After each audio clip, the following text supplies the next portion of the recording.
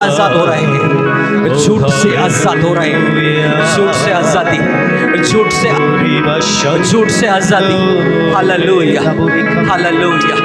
गोरी हबला खतरशे रिहंदरा बशत्तोवि। हालेलुया। आपका सजावट दिखावटी नहीं होना चाहिए, विनम्रता और दीनता से परिपूर्ण होना चाहिए। अब आपके स्वभाव में क्रोध नहीं होना चाहिए, विनम्रता और दीनता होना चाहिए। हालेलुया। कि मैंने इसीलिए जन्म लिया और इसीलिए इस संसार में आया कि सत्य की गवाही दो। मैंने इसीलिए जन्म लिया और इसीलिए संसार में आया कि सत्य की गवाही दो। और आगे यीशु मसीह ने कहा, जो सत्य का है वो मेरे शब्द सुनता है, जो सत्य का है वो मेरे शब्द सुनता है। अब पिलातुस ने यीशु मसीह से सवाल किया, सत्य क्या है? सत्य क्या है? हमारी खोज सत्य की होना चाहिए। हम जब बाइबल पढ़ते हैं उसमें से सत्य हमें ग्रहण करना चाहिए। जब हम परमेश्वर के वचन को सुनते हैं उसमें से हमें सत्य को बहुत सी गवाहियां होती हैं, बहुत से एग्जाम्पल्स दिए जाते हैं, कुछ पैराबल बताया जाता है, पर इन सब से परे उस सत्य जिसका प्रकाशन हमारे पास में आ रहा है, हमें उसे ग्रहण करना चाहिए। और यदि सत्य हमारे मन पर मौजूद है तो कुछ आश्चर्यकरम होना शुरू हो जाएंगे।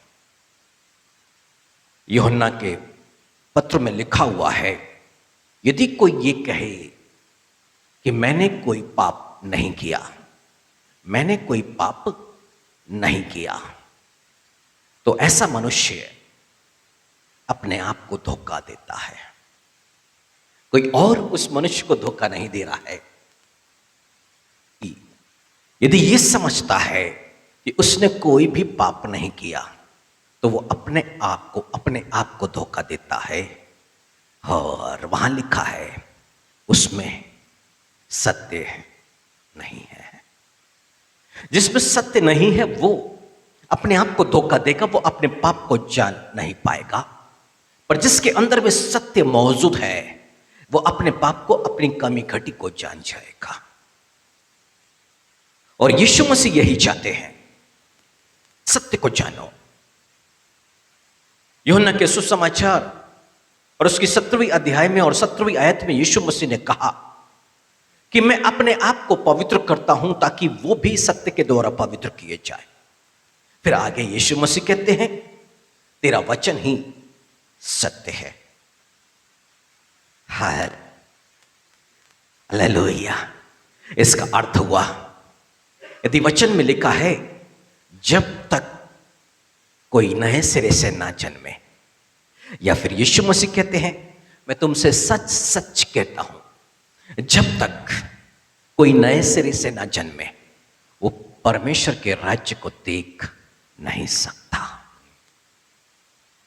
उस पर कदम रखना तो दूर की बात है, उसको देख नहीं सकता। परमेश्वर का राज्य हमारे बीच में ही होता है, पर लोग उसको देख नहीं पाते हैं, उसको समझ नहीं पाते, उसको ग्रहण नहीं कर पाते हैं। क्यों? क्योंकि उन्होंने अभी परमेश्वर के राज्य को देखना ही नहीं शुरू किया है। और यीशु मसीह कहते हैं उस राज्य में देखने के लिए, उसमें प्रवेश करने के लिए मनुष्य को करना क्या होगा? नए सिरे से जन्म लेना होगा। यही सत्य है। परमेश्वर के राज्य में कदम रखना, अंधकार की शक्तियों के राज्य से निकल करके परमेश्वर के राज्य में कदम रखना। और यीशु मसीह यूहन्ना के सुसमाचार 8वीं अध्याय में ही जब विश्वासियों से बात कर रहे हैं तो यीशु मसीह ने यहूदी जिन्होंने विश्वास किया हमसे बात करते समय एक बात प्रकट किया, यदि तुम मेरे वचन पर बने रहोगे तो तुम सत्य को जानोगे और सत्य तुम्हें स्वतंत्र करेगा। अब यहूदियों की एक मनोदशा थी, वो ये सोचते थे कि हमने कोई पाप नहीं किया है।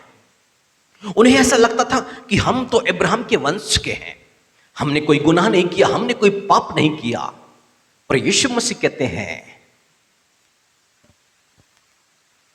यदि तुम अब्राहम के वंश के होते, तुम अब्राहम के समान काम करते। तुम्हारे काम अब्राहम के समान नहीं है, परंतु यीशु मसीह ने आगे भी प्रकट किया कि देखो, तुम अपने पिता शैतान से हो। शैतान की जो लालसा है तुम उसे पूरा करते हो। तुम अब्राहम की संतान नहीं, तुम शैतान की हो। और शैतान की लालसा क्या है? वो एक हत्यारा है, वो एक झूठा है। उसने क्या किया? अदन की वाटिका में आदम और हव्वा की हत्या की, उन्हें बहका दिया, उन्हें परमेश्वर के जीवन से वो दूर लेके चला गया। अब यीशु मसीह क्या कह रहे हैं कि तुम मुझे पथरवा करके मार डालना चाहते हो। अब्राहम के वंश के होते तो तुम ऐसा नहीं करते, क्योंकि तुम्हारे पिता ने ऐसा नहीं किया। तुम यदि परमेश्वर से होते तो तुम ऐसा नहीं करते। तो कैसा करते? परमेश्वर का जो स्वभाव है बिल्कुल उसके लोग वैसा ही जीते हैं। जिनके अंदर में सत्य मौजूद होता है वो परमेश्वर के जैसा व्यवहार करते हैं। परमेश्वर का स्वभाव उनमें होता है, और उस स्वभाव से, उस चरित्र से यीशु मसीह प्रकट कर रहे हैं कि तुम अपने पिता शैतान से हो, तुम उसकी लालसा को पूरा करना चाहते हो। अभी कुछ समय पहले 8वीं अध्याय के अंदर में कुछ शास्त्री, कुछ फरीसी एक व्यभिचार में पकड़ी हुई स्त्री को लेकर के आए थे। वो चाहते थे कि पथरवा करके इसको मार डाला जाए, क्योंकि मूसा की व्यवस्था में वही सब लिखा हुआ है। पर यीशु मसीह ने कहा, जिसने कोई भी पाप ना किया हो वो पहला पत्थर मारे। इसका मतलब शास्त्री, वो जो यहूदी हैं, वो अपने आप को देख नहीं पा रहे, वो अपने गुनाह को देख नहीं पा रहे हैं। वजह है क्योंकि उनके अंदर में सत्य मौजूद नहीं है।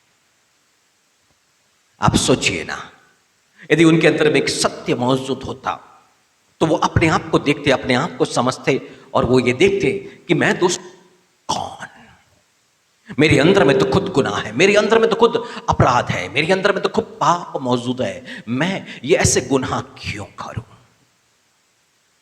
यही मनुष्य की मनोदशा होती है। आप सोचिए, अंत के समय में हम आ रहे हैं और लगातार अंत की घटनाएं प्रकट होती जा रही है। पर इसी अंत के समय में प्रभु यीशु मसीह ने एक बात प्रकट कर दी, और यीशु मसीह ने कहा कि देखो, दूसरा थिस्सलुनीकियों में उसके 2 अध्याय और उसके 9वीं आयत के अंदर में, यहां पर उन लोगों के साथ में धोखा होने वाला है जो सत्य को जानना नहीं चाहते, सत्य से प्रेम नहीं करते, सत्य को अपने मन के अंदर में उन्होंने रखा हुआ नहीं है। यीशु मसीह ये चाहते हैं कि नाम के मसीह ना बने। यीशु मसीह ये चाहते हैं कि हम उसके वचन को अपने मन में रखें, उसके सत्य को अपने वचन मन में रखें। और ये सत्य क्या करेगा? उसको व्यक्तिगत जीवन दिखा देगा। यदि सत्य मौजूद है तो व्यक्ति अपने गुनाहों को प्रभु यीशु मसीह के सम्मुख में मान लेगा, और जो अपने गुनाहों को, अपने पाप को, अपने अधर्म को यीशु के सम्मुख में मान लेगा, उन पर दया की जाएगी, उन पर दया की जाएगी। हाँ, जहां पर पाप होता है वहां पर कोई भी काम सफल नहीं होता है। ऐसा मनुष्य फ्रस्ट्रेशन में होता है, ऐसा मनुष्य अपने मानसिक संतुलन को खो बैठता है, ऐसे मनुष्य को बात बात पे क्रोध बहुत आता है, ऐसा मनुष्य किसी भी बात को सहन नहीं कर पाता है। परंतु जैसे ही वो अंश, पाप का वो अंश, वो अधर्म का अंश उसके स्वभाव से दूर हो जाता है, कब? जब सत्य उसके पास में होगा, तब मानसिक रूप से ऐसा मनुष्य शांत हो जाता है। और प्रभु यही तो चाहते हैं। और दूसरा थिस्सलुनीकियों में आकर के परमेश्वर ने यहां पर प्रकट किया 2 अध्याय के अंदर में कि उस अधर्मी का आना शैतान के कार्य के अनुसार सब प्रकार की झूठी सामर्थ और चिन्ह और अद्भुत काम के साथ होगा। यानी कि शैतान जो आ रहा है वो संसार में अब भी है, और अब भी वो क्या करता है? झूठे चिन्ह, चमत्कार और आश्चर्य कर्म को प्रकट करता है। चिन्ह, चमत्कार और आश्चर्य कर्म को वो प्रकट करता है। अब बाइबल आगे कहती है, और नाश होने वालों के लिए अधर्म के सब प्रकार के धोखे के साथ होगा, क्योंकि उन्होंने सत्य से प्रेम नहीं किया जिससे उनका उद्धार होता है। इसी कारण परमेश्वर उनमें एक भटका देने वाली सामर्थ को भेजेगा कि वह झूठ की प्रतीति करे, ताकि जितने लोग सत्य की प्रतीति नहीं करते वरन अधर्म से प्रसन्न होते हैं, वे सब दंड पाएं। यदि परमेश्वर के लोग, प्रभु यीशु मसीह के लोग सत्य को जानने की कोशिश करेंगे, सत्य पर बने रहने के लिए सत्य को अपने मन पे रखेंगे, तो वो तो सुरक्षित है। पर जो सत्य की खोज में नहीं, सत्य को अपने मन पे नहीं रख रहे हैं, यीशु मसीह यहां पर क्या प्रकट कर रहे हैं कि परमेश्वर उनमें एक भटका देने वाली सामर्थ को भेजेगा। मतलब चिन्ह और चमत्कार होगा। वो चिन्ह और चमत्कार के पीछे भागने वाले लोग होंगे, और ऐसे लोग क्या करेंगे? धोखा खाएंगे। और आगे क्या होगा? उन पर दंड की आज्ञा है। और परमेश्वर इसलिए धोखा देने वाली सामर्थ को भेजेगा, झूठी सामर्थ को वहां पर जाने की अनुमति देगा, ताकि वो लोग धोखा खा जाए। ये लोग चिन्ह और चमत्कार के पीछे भागने वाले हैं। वो सत्य उनके अंदर में परमेश्वर का वचन नहीं, परमेश्वर के वचन के अनुसार जीना नहीं, परमेश्वर के वचन से दूर दूर भागते हैं। वो वचन को ग्रहण करना नहीं, वचन की सेविकाई में नहीं, वचन को अपने मन में लेकर के नहीं चाहते। ऐसे लोगों के लिए आने वाला ये समय, या जो समय चल रहा है, ये खतरनाक समय है, ये चेतावनी है। परमेश्वर ये चाहता है कि उसके वचन को महत्व दे, उसके सत्य को महत्व दे, और वचन पर बने रहे। और कब तक बने रहे? जब तक सत्य को ना जान सके। अय्यूब को नहीं समझ में आया जवानी के समय में, दाऊद को जवानी के समय समझ में नहीं आया, परंतु एक समय आ गया जब विपत्ति उन पर आ गई, तब जाकर के वो बोलते क्या है? अय्यूब क्या बोलता है? मेरे जवानी के पाप को तू क्षमा कर दे। अय्यूब के ऊपर में जब परीक्षा आ गई ना, तो वो क्या कहता है? मेरे जवानी के पाप को, अपराध को क्षमा कर दे। कई समय बीत गया, अभी विवाह हो गया, बाल बच्चे वाले हो गए, पर वहां जाकर के इनको लग रहा है कि हमने जवानी में कोई गुनाह किया है, अब उसका सामना करना पड़ रहा है। और यही सत्य है। सब उपदेशों की किताब 12वीं अध्याय में स्पष्ट किया गया, हे जवान, अपनी जवानी में मगन रहे, अपनी जवानी में मगन रहे, और जो कुछ तेरी आंखों के अभिलाषा है तो उसको पूरा कर ले। जो कुछ तेरी इच्छा है उसको पूरा कर। तेरे को लगता है नशा करना, कर ले। गुटखा खाना, खा ले। व्यभिचार करना है, कर ले। बॉयफ्रेंड बनाना है, बना ले। गर्लफ्रेंड बनाना है, बना ले। जो तेरी अभिलाषा सब तू कर। जितना तू कर सकता है कर ले, पर याद रख, न्याय किया जाएगा तेरा। और यही सत्य है न्याय का। जवान अपनी जवानी में कुछ भी कर रहे हैं, आगे न्याय आ रहा है। यह सत्य है, और परमेश्वर के वचन में लिखा है, यदि तुम सत्य पर बने, वचन पर बने रहोगे। और जवानों को चाहिए ये वचन अपने मन में रख करके इस पर बस विचार करें, अपने मन में रखें। और जैसे जैसे ये वचन अपने मन में रखे रहेंगे, ये जवान अपनी जवानी में मगन रहे। अपनी आंखों की अभिलाषा, जो कुछ तुझे अच्छा लगता है तू उसके अनुसार कर, पर याद रख, इसका न्याय किया जाएगा। और जब ये मनुष्य अपने मन में रख करके सोचेगा, और वो पाप करने से बचेगा, और जब पाप करने से बचेगा तो एक सत्य उस पर प्रकट किया जाएगा। क्योंकि बॉयफ्रेंड गर्लफ्रेंड की चक्कर लेना ये बुद्धि खराब करती है।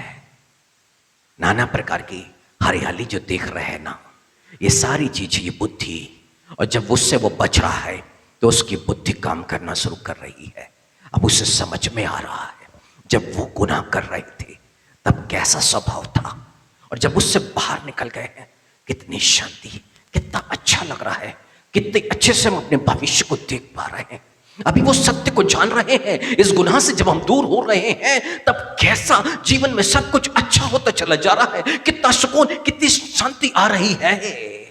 और यीशु मसीह कहते हैं, जब तुम वचन पर बने रहोगे तुम सत्य को जानोगे, और सत्य तुम्हें स्वतंत्र करेंगे। अभी यहूदियों ने कहा, हम तो किसी के गुलाम नहीं, हम किसी के दास नहीं। यीशु मसीह ने कहा, जो पाप करता है वो पाप का दास है। यदि जवान नशा कर रहे हैं, वो पाप की गुलामी में है, वो दोस्ती में है, वो अपने लिए बॉयफ्रेंड गर्लफ्रेंड को बना के रखे हैं, उसके पाप, उस गुनाह में वो है। अब यीशु मसीह कहते हैं, उससे कौन आजाद करेगा? सिर्फ यीशु मसीह। पर कब? जब उस जवान को मालूम तो हो जाए हम गुनाह कर रहे हैं। लगता है कुछ नहीं होता है, ये सब तो चलता है, नहीं बहुत कुछ होता है। ये जो चीजें हैं शरीर पर बीमारी को लेकर के आ रही है। ये तुरंत में नहीं होता है। स्पष्ट लिखा है कि पापियों को सजा जल्द नहीं दी जाती, इसलिए उनका मन पाप करने से भरा होता है। पाप करने से भरा होता है। वो गुनाह पे गुनाह, उनको नहीं समझ में आ रहा है कि अभी तो उम्र बढ़ती जा रही है, अभी हमने एजुकेशन कर लिया है, अभी उम्र बढ़ रही है, अब 22 के हो गए, 23 के हो गए, 25 के हो गए, 26 के हो गए, उम्र बढ़ते जा रही है, हम ना बिजनेस कर पा रहे हैं, ना नौकरी कर पा रहे हैं, ना हमारा समाज में कोई सम्मान है, परंतु किस लिए कुछ भी सफल नहीं हो रहे। क्यों? क्योंकि गुनाह शरीर पर मौजूद है, गुनाह मन में मौजूद है, कहीं भी सफल नहीं हो रहे। ये दिमाग ही काम नहीं कर रहा कि क्या करना चाहिए और क्या करना नहीं चाहिए। बस संगति में जाके नशा करना, संगति में जग करके बैठना, पार्टीज करना और बॉयफ्रेंड गर्लफ्रेंड के साथ घूमना, बाइक में घूम लेना, गाड़ी में घूम लेना, यही लगता है उनको हमारा जीवन है, क्योंकि बुद्धि काम नहीं कर रही। ये जो कुछ कर रहे हैं उसका न्याय आ रहा है, जीवन पर उन्नति नहीं आ रही है, बर्बादी आ रही है, गड्ढे के नीचे जाना है इसके आगे चक्कर के। क्यों? क्योंकि सत्य नहीं है, सत्य पास में नहीं है। इसलिए गृहिणियों के पास में सत्य नहीं है, स्त्रियों के पास में जो शादीशुदा जीवन जी रहे हैं या फिर ठीक है अनमैरिड है, उनके पास भी सत्य नहीं है। यदि सत्य उनके पास में होता तो वो पाप करने से बच जाते और जीवन पर उन्नति और परिवार पर भी उन्नति पर उन्नति आ जाती। स्त्रियों को लगता है अच्छे अच्छे कपड़े पहनना बस यही एक जीवन है, स्त्रियों को लगता है अच्छे अच्छे गहने पहनना, सोना की भरपूरी, गोल्ड की भरपूरी, ये एक अच्छा जीवन है। उनको लगता है ये संपन्नता की निशानी है, उनको लगता है कि ये समाज में अच्छा दिखता है सब कुछ। परंतु सत्य बाइबल पर मौजूद है और वो सत्य ये है, पहला पत्रस 3 अध्याय उसकी 1 से लेकर के 5-6 तक में पढ़ देता हूं मैं। हे पत्नियों, तुम भी अपने पति के अधीन रहो, इसलिए कि यदि इनमें से कोई ऐसे हो जो वचन को ना मानते हो, तो भी तुम्हारे भय सहित पवित्र चाल चलन को देखकर बिना वचन के अपनी अपनी पत्नी के चाल चलन के द्वारा खींच जाएंगे। किसी का पति शराबी है, किसी का पति जुए में पैसों को उड़ाता है, किसी का पति बेरोजगार है, परंतु परमेश्वर क्या कह रहा है यहां पर? पत्नियों को पति के अधीन में रहना है। दूसरी बात, उनका भय सहित चाल चलन, परमेश्वर का भय, परमेश्वर का भय स्त्रियों के अंदर में होना चाहिए। यानी कि किसी और स्त्री के साथ बैठ करके वो किसी की निंदा करें, उसके समय में उनके अंदर में भय कि किसी के बारे में कुछ नहीं, और भय की शुरुआत यहीं से ही होती है। और जैसे जैसे स्त्रियां परमेश्वर के भय में, आगे लिखा हुआ है उसका जो पति वो शराबी है, वो बर्बाद है, वो कैसा भी है, वो कैसे है, परमेश्वर की तरफ में खींचेगा। और यदि पति परमेश्वर की तरफ में नहीं खींच पा रहा है, बाइबल कह रही बिना वचन के कैसे खींचेगा? पत्नी के चाल चलन को देख करके। ये सत्य स्त्रियों के मन पर मौजूद नहीं है। उन्हें लगता है प्रार्थना करने से उनका जीवन बदलेगा, उन्हें लगता है पास्टर को प्रार्थना निवेदन दे दिया जाए तो वो प्रार्थना करेंगे तो पति बदल जाएगा। नहीं, उससे नहीं बदलने वाला। यहां पर लिखा हुआ है पत्नियों के चाल चलन को देख करके पति बदलेगा। यह सत्य स्त्री को ग्रहण करना चाहिए। यही सत्य है, यही ट्रुथ है। व्यवस्था तो मूसा के द्वारा, पर जो ट्रुथ है ना वो यीशु मसीह के द्वारा आई। सच्चाई यीशु मसीह के द्वारा आई है और इस सच्चाई को ग्रहण कर। और आगे लिखा हुआ है तुम्हारा श्रृंगार दिखावटी ना हो, अर्थात बालों का गूंथना, तरह तरह के स्टाइल में बालों को बनाना, उस पे वो गजरे को लगाना, नाना प्रकार के फूलों को लगाना, ये सब नहीं। परमेश्वर का वचन कह रहा है ये सब नहीं। हर दिन उसको कटवा करके उसको शेप देना, बड़ा स्टाइलिश बाल को बना के रखना। बाइबल कहती है ये बालों का जो गूंथना है और सोने के गहने या भांति भांति के कपड़े, ये सब नहीं है। परमेश्वर का भय मानने वाली स्त्रियों के पास में ये सत्य होना चाहिए। ये सत्य को अच्छी तरह से अपने मन में रखना चाहिए कि अच्छे अच्छे कपड़ों के लिए खर्च करना, अच्छे अच्छे कपड़े, महंगे महंगे कपड़े, सोने, गहने, छोटी छोटी पार्टियों में गहने पहन, लगता है कि बस यही सब कुछ है, पर यह सब कुछ नहीं है। आगे लिखा हुआ है वरन तुम्हारा छिपा हुआ गुप्त मनुष्यत्व, नम्रता और मन की दीनता। कि अविनाशी सजावट से सुसज्जित रहे, क्योंकि परमेश्वर की दृष्टि में इसका बड़ा मूल्य है, ना कि सोने का, गहने का, अच्छी ड्रेस का। हालेलुया। परमेश्वर की दृष्टि में महानता क्या है? आपका स्वभाव। ये सत्य स्त्रियों को ग्रहण करना चाहिए कि हमें परमेश्वर को प्रसन्न करना है तो मुझे क्या करना? और विनम्र, और दीन, और छोटा, और छोटा। मुझे पति की अधीनता में जीना। पति की अधीनता में ये नहीं कि वो शराब लेकर के आए तो उसको शराब बना करके दें, वो नहीं। परमेश्वर के वचन के अनुसार अधीनता को स्वीकार करना है, यानी कि उस पर प्रभुता नहीं करना है, अधिकार नहीं जताना है। हालेलुया। ये गिलास उठा के जरा वहां रखो। अधिकार नहीं, अधीनता का जीवन। अब्राहम आ गया अपनी पत्नी में और कितना आटा दिया। 3 लोग आके उतरे, तंबू में बैठा हुआ था। 3 लोग आके उतरे वहां पर, अब्राहम के तंबू में पहुंचे। भांज वृक्ष के नीचे बैठा हुआ है। अब्राहम बोला, यहां से मत जाना। ऐसे सेवा करने का मौका चाहता था वो, और जल्दी से गया। एक बकरी के बच्चे को मारा उसने, अपनी पत्नी को दिया, बोले दूध में पका दे। और अपनी पत्नी को कितना दिया? 5 सेर आटा, 5 सेर गूंद। अब फटाफट फुलके बनाते। 5 सेर आटा कैसे गूंदूंगी? गूंद करके तो किसी को भी घर आया, रोक लिया खाने को, मुझे बोल रहे हो? ये नहीं कहा। अब्राहम ने जो बोला स्वीकारा। 5 सेर आटा गूंदा, बकरी के बच्चे को पकाया, उन तीनों को परोसा। बाइबल कहती है अधीनता। ऐसे ही स्त्रियां स्वर्ग जाएंगी, ऐसे ही स्त्रियां अपने परिवार के उद्धार का कारण बनेगी। परमेश्वर क्या देख रहा है?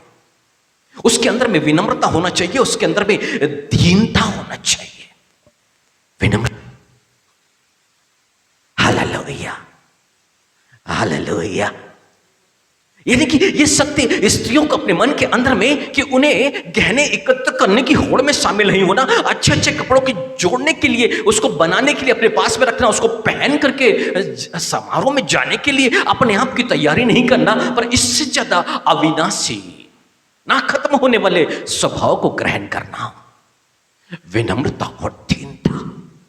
उसी ही परिवार में शांति होती है, उसी ही परिवार पर परमेश्वर की मौजूदगी होती है, और उसी ही परिवार पर आश्चर्यक्रम होते हैं। और पिछले सप्ताह हम सुन रहे थे कि स्त्रियों ये नहीं, अपने लिए और अपने संतानों के लिए रो। इसलिए स्त्रियों के मन में सत्य होना चाहिए, और इसके लिए उन्हें विलाप करना चाहिए, और इसके लिए उन्हें उपवास करना चाहिए कि प्रभु हमारा जो है, जो सजावट है, वो दिखावटी ना हो प्रभु जी, परंतु विनम्रता और दीनता से तू हमें परिपूर्ण कर। Hallelujah, hallelujah. क्या चाहिए? एक सत्य मौजूद है, और जब ये सत्य मौजूद होगा तो हमारी बहनों को मालूम होगा हम तो गुनहगार हैं, हमारे में विनम्रता नहीं, हम में दीनता नहीं। हम तो कहने लादने के बाद में अच्छे अच्छे कपड़े पहन करके हमें लगता कि सब कुछ है, परंतु ये तो सब गुनाह है। हम तो पवित्र नहीं, कैसे स्वर्ग मिलेगा? और जब हमने पवित्रता नहीं दिया, जीवन में जिया नहीं, परमेश्वर के वचन के अनुसार, क्या अपनी बेटियों को संस्कार दें? क्या अपनी बेटियों को सिखाएं? क्या सिखाएंगे संतानों को? उस संतानों के सामने एक आदर्श बनना है। पर कब? जब वो सत्य मन पर आ जाएगा ना, तब जाकर के अपनी संतानों के आगे हम एक आदर्श बन के खड़े हो सकते हैं, आदर्श बन के। हालेलुया। वो परमेश्वर क्या चाहता है? जवानों को एक सत्य, एक वचन को लो मन में रखो, उस वचन पर बने रहो, तुम सत्य को जानोगे। स्त्रियों से क्या चाहता है? इस वचन पर बने रहो। देखो, बिना वचन के तुम्हारा पति खिंच रहा है प्रभु की तरफ में, वो शराब के दासत्व से निकल रहा है, वो जुआ खेलना छोड़ रहा है, वो गलत स्त्रियों के संगति में है, वहां से निकल रहा है, वो प्रभु की तरफ आ रहा है। और जब इस अनुभव में तुम आ जाओगे, तुम इस सत्य में आ जाओगे, कभी झूठ को नहीं अपनाओगे। हालेलुया। ये जो जो सुंदरता है ना, वो क्या है? सुंदरता क्या है? सुंदरता क्या है? नीति वचन की किताब में लिखा है, छोटी है। सुंदर छोटी है। तो सत्य क्या है? विनम्रता और दीनता। और यही तो परमेश्वर चाह रहा है। आगे लिखा हुआ है, पूर्व काल में पवित्र स्त्रियां भी जो परमेश्वर पर आशा रखती थी, अपने आप को इस रीति से संवारती और अपने अपने पति के अधीन रहती थी। इसी रीति से संवारती। किस रीति से? विनम्रता और दीनता। और आगे लिखा है, जैसे सारा अब्राहम की आज्ञा में रहती और उसे अब्राहम की आज्ञा में रहती, सारा अब्राहम की आज्ञा में रहती और उसे प्रभु, प्रभु का मतलब कि मैं तेरी दासी हूं, अब तू जो बोलेगा हां ठीक है, आज्ञाकारिता में चलेंगे। प्रचार होता है कि पसली निकाल करके परमेश्वर ने हव्वा को रचा, बराबरी का दर्जा है। अधीनता का दर्जा है, बराबरी का नहीं है। सहायक हेल्पर बनाया है परमेश्वर ने, मदद करने के लिए। और परमेश्वर यशायाह नबी की किताब में आके कहता है, मेरी प्रजा में क्या हो रहा है कि स्त्रियां और बच्चे पुरुषों पर प्रभुता कर रही हैं आजकल। परमेश्वर निराश है। प्रभुता करने के लिए नहीं बनाया, एक हेल्पर, सहायक के तौर पर बनाया। ये सत्य हमारे मन पर होना चाहिए। और जब सत्य होगा तो हमें अपने गुनाह का मालूम होगा और हम अपने गुनाह से आजाद हो जाएंगे। और क्या होगा? ये जीवन परमेश्वर को पसंद आएगा। हमें संसार को दिखाने के लिए नहीं, संसार को प्रसन्न करने के लिए नहीं, हमें तो परमेश्वर को, यीशु मसीह को प्रसन्न करने वाला जीवन को जीना है। Hallelujah, hallelujah. सत्य है। अब बाइबल कहती है, जो इस सत्य से प्रेम नहीं करता है, परमेश्वर उनमें एक भटका देने वाली सामर्थ को भेजेगा। अब वो भटक जाएंगे। नाना प्रकार के चिन्ह, चमत्कार, आश्चर्य कर्म होंगे और ऐसे लोग भटक, ऐसे जवान बच्चे भटक जाएंगे और ऐसी स्त्रियां भी भटक जाएंगी। और क्यों? क्योंकि परमेश्वर चाहता है ये नाश हो जाए। क्यों? क्योंकि इनके अंदर में सत्य नहीं और ये सत्य से प्रेम नहीं कर रहे हैं। और यीशु मसीह कह रहे हैं, जब तुम वचन पर बने रहोगे तब तुम सत्य को जानोगे। यीशु मसीह कहते हैं, मैं अपने आप को पवित्र करता हूं ताकि ये भी सत्य के द्वारा पवित्र किए जाएं। यदि आज बहनों ने इस सत्य को जान लिया है तो इस सत्य के द्वारा उन्हें पवित्र होने की जरूरत है। आज जवानों ने इस सत्य को जान लिया है तो इस सत्य के द्वारा उनको पवित्र होने की जरूरत है। यशायाह नबी में लिखा हुआ है, घुंघरियों के छन छन और वो जो शोभा वाले बाल हैं और जो हैं, ये सब बोले गंजी हो जाएंगे, ये सब गंजी हो जाएंगे। ये सब क्यों? घुंघरियों की छमछम सब खत्म कर दूंगा फिर मैं। क्यों? क्योंकि विनम्रता और दीनता जो पवित्र आत्मा का फल है वहां पर मौजूद नहीं है। संयम यानी कि सेल्फ कंट्रोल, विश्वास योग्यता जवानों पर मौजूद नहीं है।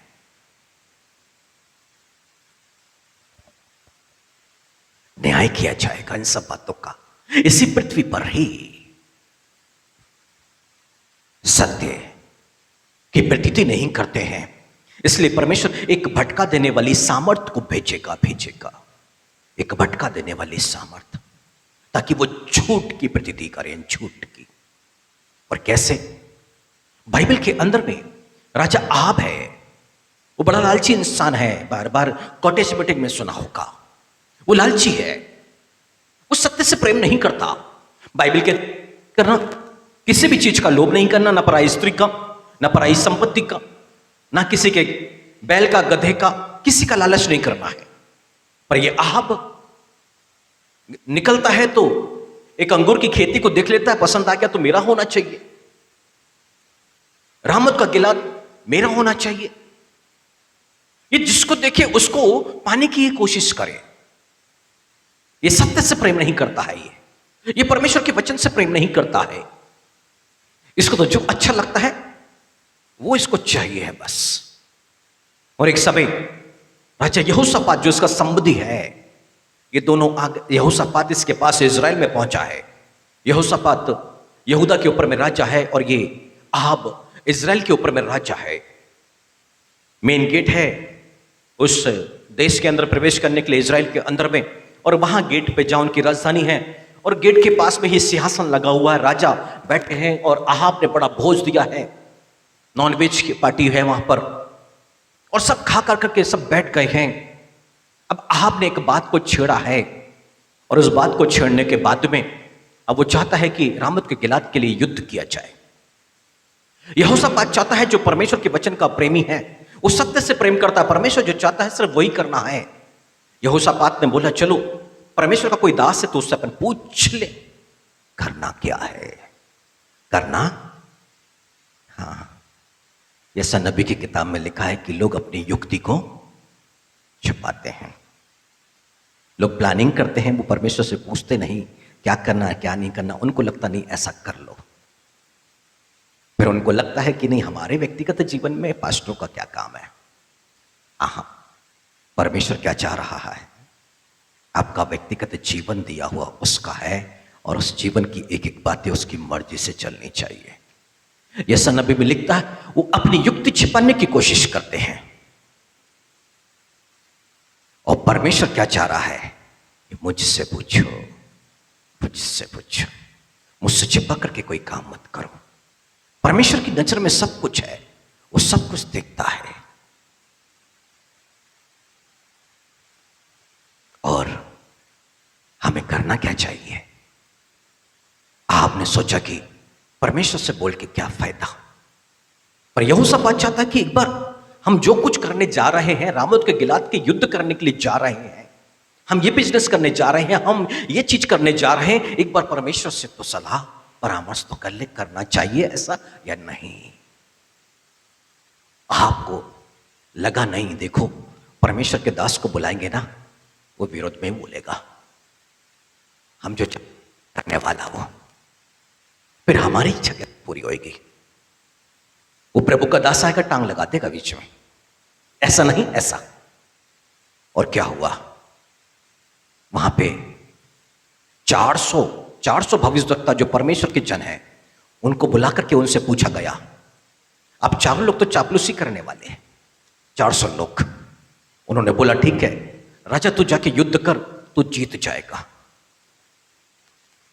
उसी करने वाले अंत के ऐसा ही होगा।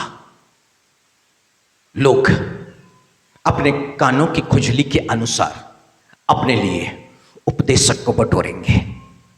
हम जो चाहते हैं, देखो पास्टर ऐसा ऐसा है, आप इसके लिए प्रार्थना करो। पास्टर ने बोला बिल्कुल प्रार्थना करेंगे, आप सफल हो जाओगे। लोगों को ऐसा चाहिए। परंतु यहोशापात ने बोला नहीं, ये 400 लोग सही नहीं लग रहा मुझे, कोई और है तो बुला दे। मीकायाह को बुलाया गया। अब उसने सत्य प्रकट किया तो इस युद्ध में जाएगा, मर जाएगा। असफलता है, बर्बाद मत कर समय, अपने सैनिक अपने जीवन को इस युद्ध में मत जा। राजा सोचा हम तो संसार के लोग हैं, संसार में युद्ध कर रहे, परमेश्वर का इसका बीच में क्या काम ना, काम है। आकाश से एक चिड़िया भी परमेश्वर की मर्जी से नहीं गिरती है।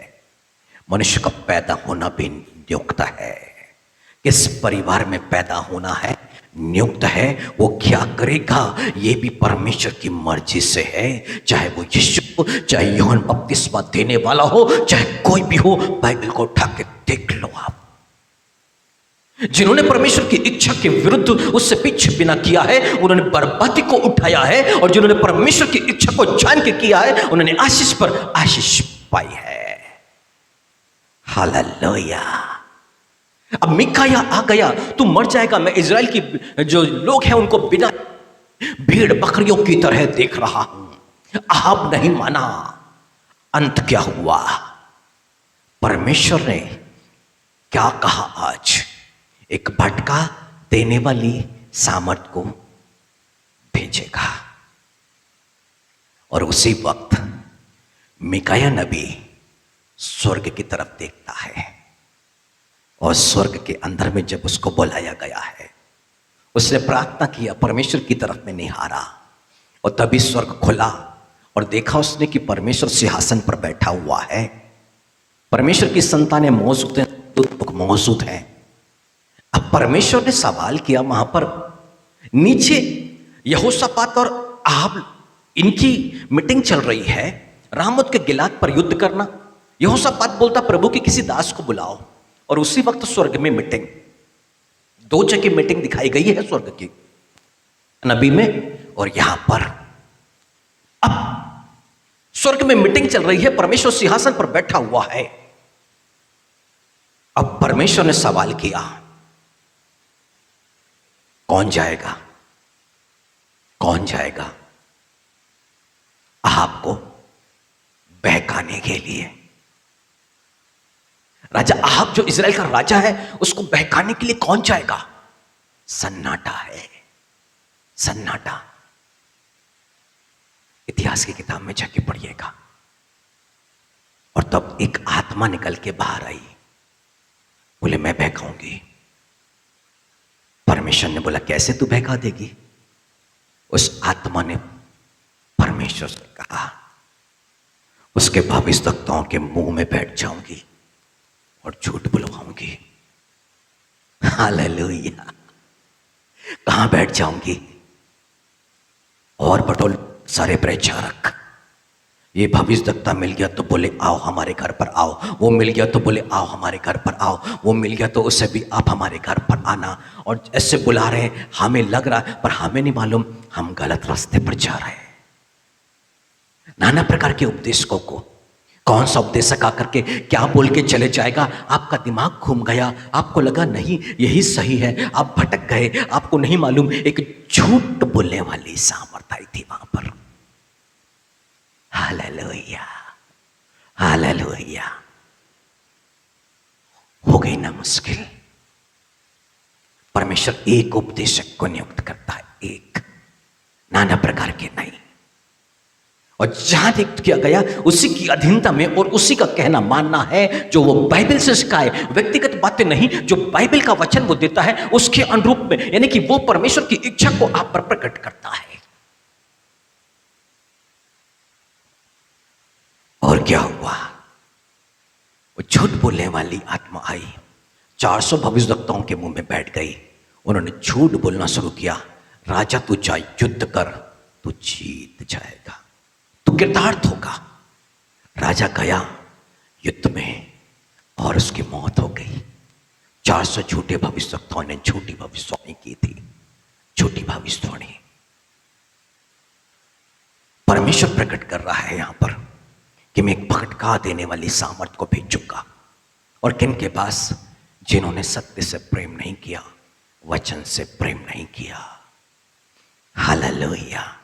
इसलिए यहां सिखाया जाता है कि परमेश्वर के वचन पर ध्यान करें, ध्यान करें, वचन पर ध्यान करें। आप क्या सोचते हो यहां पर भविष्यवाणी नहीं हो सकती? आप क्या सोचते हो यहां पर आश्चर्यक्रम नहीं हो सकते हैं? पर उससे ज्यादा यहां पर परमेश्वर से मांग के परिश्रम किया जाता है, उन आश्चर्यकर्मों से बढ़कर के जिस पर जीवन निहित है, जिसके द्वारा जीवन प्राप्त होना है। उस वचन की सेविकाई में लोगों को पढ़ने के लिए कहा जाता है। जिन चमत्कारों से हट करके, जिन चमत्कार तो अपने आप हो जाएंगे, और इससे बड़ा जिन और चमत्कार कोई नहीं, जब आपकी प्रार्थनाओं का उत्तर आप पर आने लग जाए। Hallelujah, hallelujah. हमें करना क्या है? उसके वचन को, उसके सत्य को स्वीकार करना।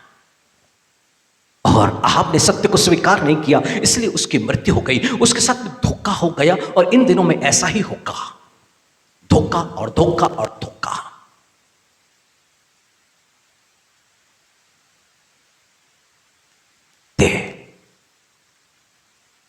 यीशु मसीह ने कहा, मैं तुमसे सच सच कहता हूं, ट्रुथ, यही सच है, यही सत्य है। यीशु मसीह जो कह रहे हैं 5:22 मत्ती के सुसमाचार के अंदर में, यीशु मसीह साथ में जोड़ रहे हैं, मैं तुमसे सच सच कहता हूं। एक सत्य यीशु मसीह स्वर्ग से लेकर के आया, और वो सत्य क्या है? कोई अपने भाई पर क्रोध करेगा वो दंड के योग्य ठहरेगा, ये सत्य है। कोई अपने भाई पर क्रोध करेगा वो दंड के योग्य ठहरेगा। अब कर लीजिए, कितना गुस्सा आता है, कितना चिल्लाना, कितना चीखना है, कितनी गालियां बकनी है, कितना है, सब कर लो, पर उसको स्वर्ग नहीं मिलेगा। यही सत्य है। ये सत्य यदि हमारे मन के अंदर में है तो मनुष्य को क्रोध आना बंद हो जाएगा। क्यों? क्योंकि वो पश्चाताप करने लग जाएगा, प्रभु जी इस क्रोध से मुझे बचा ले, इस क्रोध से मुझे आजाद कर दे। और यीशु मसीह कहते हैं, जब पुत्र तुम्हें स्वतंत्र करेगा, तुम वास्तव में स्वतंत्र। क्रोध से आजाद कौन करेगा? यीशु मसीह। आप क्रोध को नहीं कर सकते, परंतु आपके मन में सत्य होना चाहिए 5:22 कि जो अपने भाई पर क्रोध करेगा वो दंड के योग्य। पर इससे भी आगे बढ़ करके यदि वो मूर्ख कहेगा तो भी वो दंड के योग्य ठहरेगा। और मारिए बच्चों को और बोलिए, ये मूर्ख हमारे घर में कहां से पैदा हो गया। आपने तो बच्चे को दंड दिया, पर आपको दंड अब परमेश्वर देगा, क्योंकि बाइबल कह रही है किसी को मूर्ख बोला वो कचहरी में दंड के योग्य ठहरेगा। यह सत्य मनुष्य के मन पर मौजूद नहीं है। मनुष्य ने पढ़ा तो है इसको, पर मन पे वो रखता नहीं है। यीशु मसीह ने क्या कहा है? यहूदियों से कहा है कि तुम, मेरा जो वचन है तुम्हारे हृदय में जगह नहीं पाता, और इसलिए तुम मुझे मार डालना चाहते हो। यदि हृदय में जगह मिल गई, मन में जगह मिल गई, तो मनुष्य अपने आप को जान जाएगा कि सच्चाई यही है। और 5:22 को अपने मन पे रख के वो विचार करता रहे, मन में रख के सोचता रहे, तो उसको क्रोध आना बंद हो जाएगा। और क्रोध का जो ना आने के चलते जो प्रतिफल है वो पाने लग जाएगा। और जब क्रोध में जो प्रतिफल उसको मिल रहा था, उस बात को भी वो कंपेयर करेगा। अब उसके पास में सत्य होगा कि जब मैं क्रोध किया करता था तब कैसा था, और जब क्रोध करना तो मन में कितनी शांति शांति और शांति है। हालेलुया, कितनी शांति है। सब उपदेशक में लिखा है, क्रोध मूर्खों के हृदय में रहता है। और तब मनुष्य को समझ में आएगा, यार वो गुस्से में कितना गलत में करता रहा, कितना गलत करता रहा। कब? जब उसने गुस्सा करना, क्रोध करना छोड़ दिया, तब एक सत्य से वाकिफ हुआ है। वो सत्य उसको समझ में आ गया है। कितनी मूर्खताई का काम किया। अब उसको पीछे पलट के दिख रहा है, तब लग रहा है कि नहीं, मैंने गलत किया है। पर जब तक वो क्रोध कर रहा है उसको लगता है कि नहीं, मैं ही सही हूं, मैं ही सही हूं। पर जब क्रोध करना छोड़ दिया, अब लग रहा है कि मैं गलत हूं। और यीशु मसीह यही तो चाहते हैं, वचन पर बने रहोगे तब तुम सत्य को जानोगे। और यीशु मसीह चाहते हैं, उनके लिए मैं अपने आप को पवित्र करता हूं ताकि वे भी सत्य के द्वारा पवित्र। कब? जब यीशु मसीह कहते हैं वचन पर बने रहोगे तब तुम सत्य को जानोगे। वचन को सुनना काफी नहीं, परंतु कुछ समय तक बने रहना, उसके प्रतिफल को जानना जरूरी है। हालेलुया। उसका प्रतिफल जब तक आप जान ना सकेंगे तब तक आप उसे प्राप्त नहीं कर सकते। मैं भी जब प्रभु में आया और 10वां अंश नहीं लेता था और ना देता था, मेरे को लगता था ये पैसों से लेना देना कुछ भी नहीं है इसका, प्रभु को इसकी आवश्यकता नहीं है और मुझे भी इसकी आवश्यकता नहीं है। 2003 से सेविकाई शुरू करी, समय बीतता चला गया। 2010 और 11 और 12 10 साल बीत गए। कोई आता अपने मन से देके जाता तो ज्यादा नहीं आता कुछ भी। उस समय पेट्रोल डालने की भी लाले होते थे, प्रभु के कार्यों के लिए भी कहीं जाना हो तो उसके लिए भी बड़ी मुश्किल होती थी। परंतु 2014 आया, जब चर्च रजिस्टर्ड हुआ, हिल के पास में पहुंचे तो उन्होंने बोला आपका चंदा, आपका जो भेंट। मैंने कहा कुछ नहीं। अरे क्या कर रहे हो ये, क्या जवाब दोगे गवर्नमेंट को भी कैसे चर्च चलाते हो? तो फिर रसीद बुक छपाई कि ठीक है, अब जो आएगा उसमें रिकॉर्ड पे दे देंगे। परंतु उसी पल 10वां अंश देना शुरू किया, कभी बंद किया, कभी दिया, कभी बंद किया, क्योंकि उसका महत्व नहीं था। 2018 में आकर के अपने 10 को प्रभु के लिए देना शुरू किया और एक सत्य निकल के सामने आया। परिस्थितियां बदलने लग गई। जो नहीं सोचते थे वो पास में होने लग गया। एक एक रुपए के लिए तरसते थे, अभी हजारों रुपए पास में रहने लग गए। कैसे ही आशीष आने लग गई है, क्योंकि लिखा है दिया करो तो तुम्हें दिया जाएगा। लोग दबा दबा के भरी हुई हांडी तुम्हारी गोद में डालेंगे।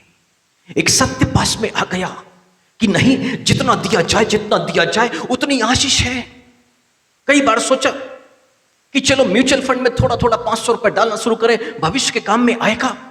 पर परमेश्वर की आत्मा ने मना किया, म्यूचुअल फंड नहीं, यहां वहां इन्वेस्टमेंट नहीं। सच्चा इन्वेस्टमेंट है कंगालों को प्रभु के दास को बांट। यहां का इन्वेस्टमेंट 100 गुना प्रतिफल लेके आएगा। हालेलुया। वो कई बार सिर्फ की प्लानिंग करते करते छोड़ दिया। कोई रिकरिंग अकाउंट नहीं, कोई सिप में इन्वेस्टमेंट नहीं, कुछ नहीं आएगा, क्योंकि वचन में लिखा है कल की चिंता आने वाला कल करेगा। कुछ दिन करने के बाद में परिस्थितियां बदलने लग गई। क्यों? क्योंकि वो सत्य है। उसने सत्य भेजा है मेरे पास में कि तू ऐसे ही आशीष पाएगा। तू ये सोचेगा कि नहीं परमेश्वर देगा तो मैं देना शुरू करूंगा, ऐसे नहीं होगा। जब तू देगा तब तुझे देना शुरू करो। और अपने टाइथ 10वां अंश देना शुरू किया और परिस्थितियां बदल गई। एक सत्य मेरे पास में आया है, जब तक पृथ्वी पर हूं इस काम को बंद किया तो कर्ज आ जाएगा। और बहुत हुआ ऐसा श्रापित जीवन जीना।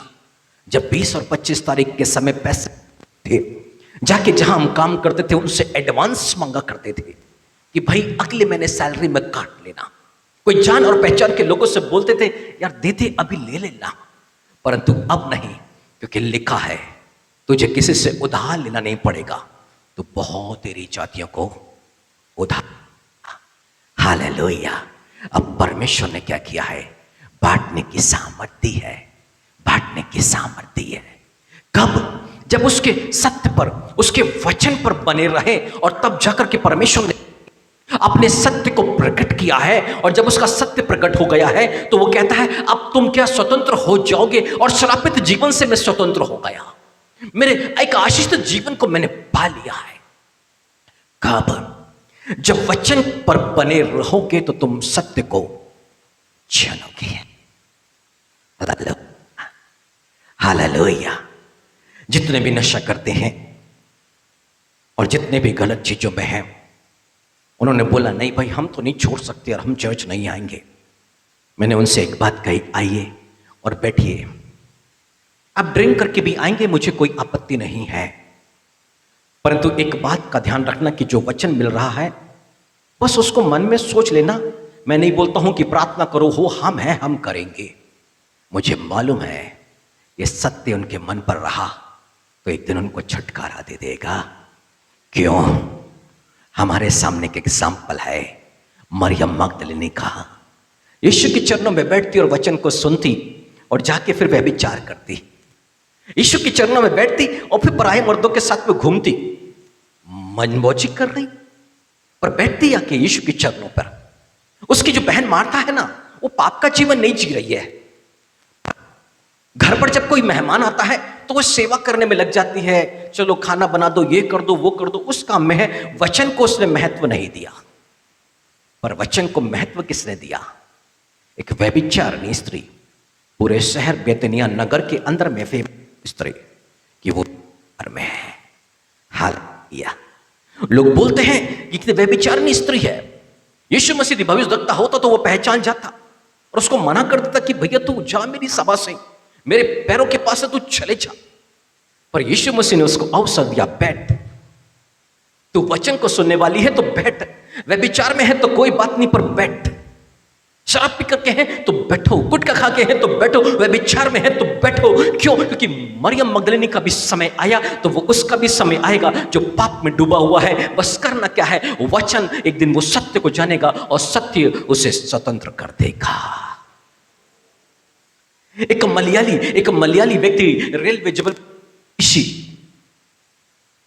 और ना जाने वैवाहिक जीवन जी रहा है, बच्चे उसके, और ऐसा हुआ कि वो ड्रिंक करने लग गया और बेहद ऐसा ड्रिंक करता, खूब पीता और अपने आप का होश नहीं होता, कपड़ों का होश नहीं होता, किसी नाले में गिरा पड़ा। अच्छी फैमिली से,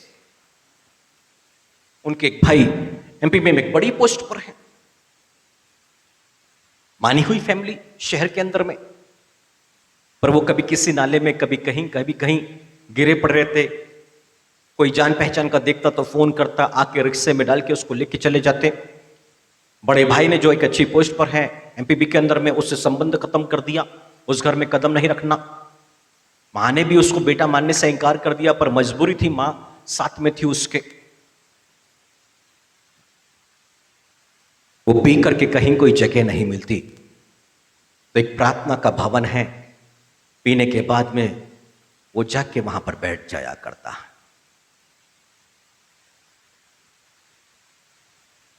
और क्योंकि घर में भी मान सम्मान इज्जत नहीं है, सुबह से पी लेता, रेलवे में टीसी उसको सस्पेंड भी कर दिया गया। पीने के बाद में वो जाके प्रार्थना घर में बैठता और एक दिन ऐसा हुआ कि उसने एक मध्यम सी आवाज को सुना और परमेश्वर ने अपने आप को प्रकट किया और तब उसका नशा उतर गया और उसने परमेश्वर की आवाज को सुना और वो परमेश्वर की सेविकाई में निकल गया, शराब छोड़ दिया, सब कुछ आजाद हो गया। एक दिन मैं और वो खड़े हुए थे, तभी उसकी पत्नी जो उसको छोड़ के चले गई और दूसरा विवाह कर लिया, उसका फोन आया कि देखो मेरे विवाह को इतने साल हो गए हैं, संतान नहीं है, प्रार्थना करो ताकि प्रभु मुझे संतान दे दे। हालेलुया। जिसको छोड़ के गई थी, आज उसके प्रार्थना की आवश्यकता उसको पड़ गई, समय बदल गया क्योंकि परमेश्वर का वचन, उसका सत्य उसने ग्रहण किया। हालेलुया। इतना सामर्थ्य है परमेश्वर का सत्य, वो आजाद करता है मनुष्य को उसके पापों से, उसके अधर्मों, उसके गुनाहों से, उसकी कमजोरी से, उसकी दुर्बलता से, उसकी परिस्थितियों से। वो परमेश्वर क्या चाह रहा है कि उसके सत्य के द्वारा हम पवित्र किए जाएं। और यीशु मसीह ने कहा, मैं अपने आप को पवित्र करता हूं ताकि वो भी तेरे वचन के द्वारा पवित्र किए जाएं, तेरे सत्य के द्वारा पवित्र किए जाए। आगे लिखा है सत्य के द्वारा पवित्र। और जब ये सत्य मनुष्य के मन में होगा, जैसे दाऊद कहता है, तेरे वचन को मैंने अपने हृदय में रख छोड़ा है कि तेरे विरुद्ध पाप ना करूं। यदि जवान अपने मन के अंदर में परमेश्वर के सत्य को रख लेगा कि हे जवान, अपनी जवानी में मगन रहे, अपने आंखों की अभिलाषा के अनुसार जो तेरे को अच्छा लगता है कर, पर आगे जो सत्य है, एक दिन तेरा न्याय किया जाएगा। दाऊद डर गया है, व्यभिचार कर दिया उसने, अब तो मुश्किल है उसके लिए। दाऊद डर गया है, जनगणना करा ली उसने, अब तो परमेश्वर का न्याय आएगा, नहीं बच सकता। अभी परमेश्वर का दास आ गया, 3 विपत्ति हैं, 3 साल। अब देख, 3 महीना और या फिर 3 दिन, 3 दिन प्रभु के हाथों में, 3 महीने का शत्रु के हाथों में, साल का अकाल। न्याय तो होगा, चुनाव कर ले। 3 साल का अकाल, सब कुछ नष्ट हो जाएगा, पूरा देश तबाह हो जाएगा। 3 महीने शत्रु, फिलिस्तीन है शत्रु तो उनका, वो तो बुरे हाल कर डालेंगे, वे विचार करेंगे, स्त्रियों को ले जाकर के पुरुषों को गुलाम बना देंगे, उनको खोजा बना देंगे। वो खतरनाक है। 3 दिन प्रभु के हाथों में। महामारी आई, 70,000 लोग मर गए, न्याय हुआ क्योंकि उसने गलत किया, उसको मालूम था मुश्किल है, परमेश्वर का न्याय बड़ा मुश्किल हो जाएगा। वो अपनी चेतावनी को भेजता है, और किस लिए भेज रहा है? कि इसके सत्य को अपने मन पे रखे। 8:31-32 यीशु मसीह वहां विश्वासियों से बात कर रहा है, यदि मेरे वचन पर बने रहोगे तो तुम सत्य को जानोगे और सत्य तुम्हें स्वतंत्र कर देगा। एक व्यक्ति गरीब है, वो गरीबी से कैसे आजाद? जब तक सत्य उसके मन पर नहीं है। एक व्यक्ति अपनी अपनी जॉब, जो भी वो नौकरी कर रहा है, उसमें वो जूझ रहा है। क्यों? क्योंकि उसके पास में सत्य नहीं है। एक स्त्री अपने पति के लिए जूझ रही है। क्यों? क्योंकि उसकी सैलरी घर पर नहीं आती है, शराब में, जुए में और नाना प्रकार की या दूसरी स्त्रियों में वो उड़ा देता है। क्यों? क्योंकि वो स्त्री के पास में सत्य नहीं है। एक बच्चे असफल हो रहे हैं, वो सफल नहीं हो पा रहे हैं, उनकी बुद्धि साथ नहीं दे रही है। क्यों? क्योंकि उनके पास में सत्य नहीं है।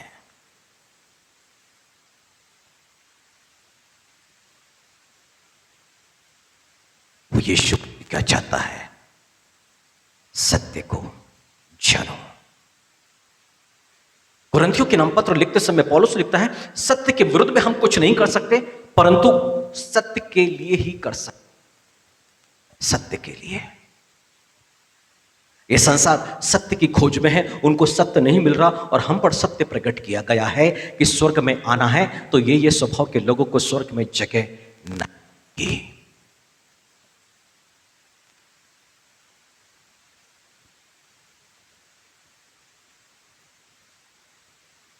डरपोकों को स्वर्ग में जगह नहीं है। डरपोकों को स्वर्ग में जगह नहीं है।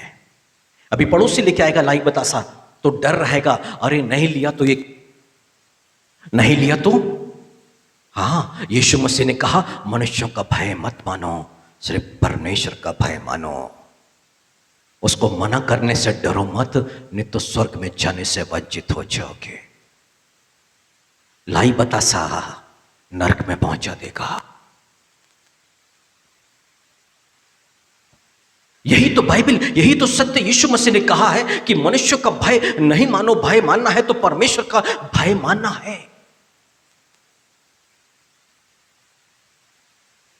मैंने कब बम फोड़ना, पटाखे छोड़ना मैंने बंद किया? जब मेरा बेटा छोटा सा था, 3-4 साल का था, और मैं तो प्रभु में आ चुका 2003 में।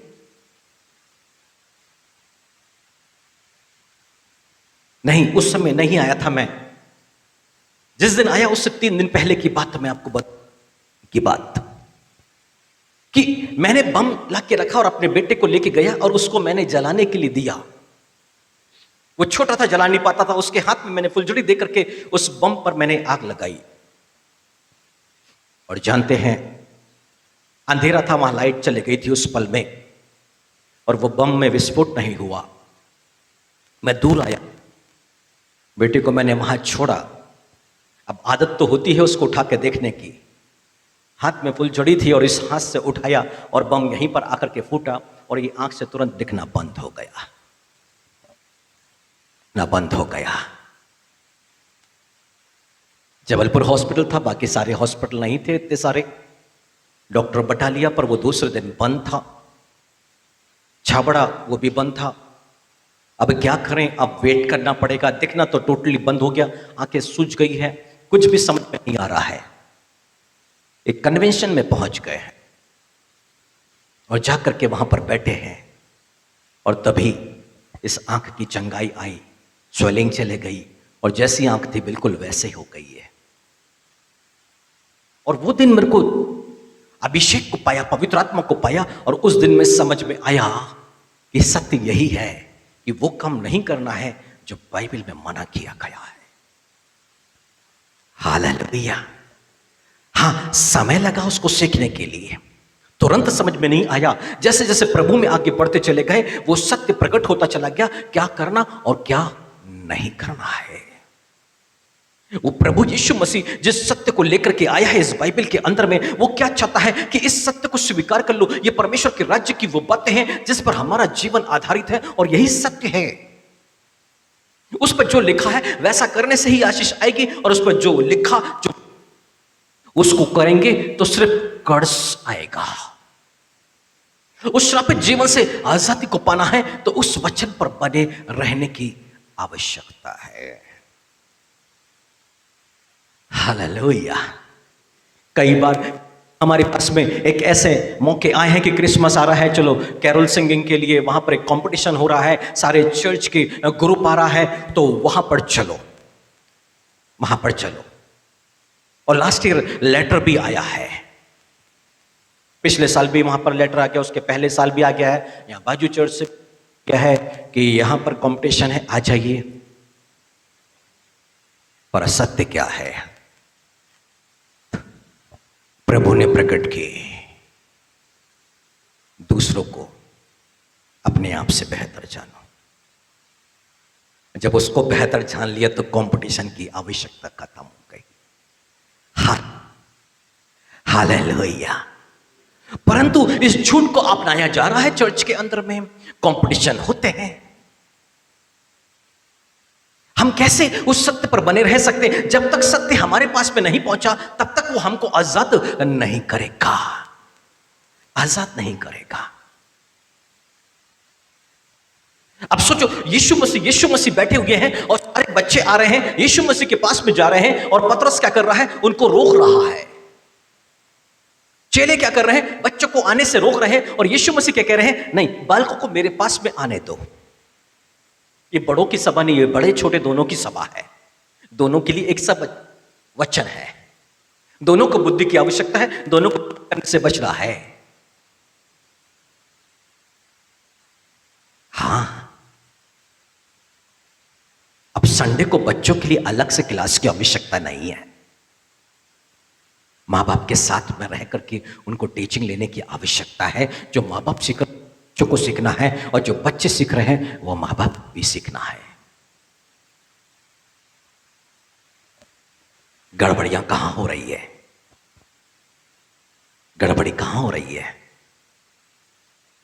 यूथ मीटिंग में। और जब एक बच्चा, जवान बच्चा जाता है ना, वहां से निकलना उसके लिए असंभव है, एक नशे के समान है। जब वहां जाके वो फंसेगा और फंसेगा।